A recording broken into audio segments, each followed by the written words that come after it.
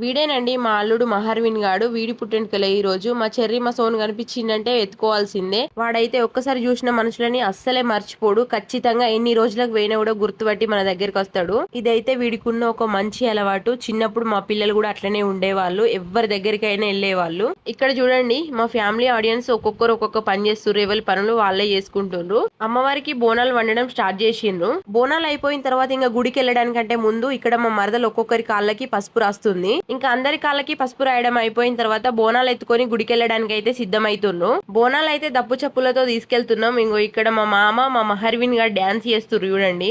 నాకైతే వీళ్ళ బాండింగ్ చూస్తే భలే అనిపిస్తది. పోచమ్మకి గాని ఎల్లమ్మకి గాని వదిన మరదళ్ళు బోనం ఎత్తుకుంటారు కదా, అట్లనే ఈ రోజు మా మరదలు మా చెల్లె ఇద్దరు బోనం ఎత్తుకున్నారు. మా తమ్ముడు గొర్రెను పట్టుకున్నాడు. మేమందరం అయితే కలిసి టెంపుల్ కి వెళ్తున్నాము. మేము వెళ్ళింది సండే అయినా భక్తులు ఎక్కువ ఉన్నా కూడా దర్శనం అయితే తొందరగానే అయిపోయింది. అక్కడున్న చాలా మంది చెప్పిన మాట ఒకటే, మహిమ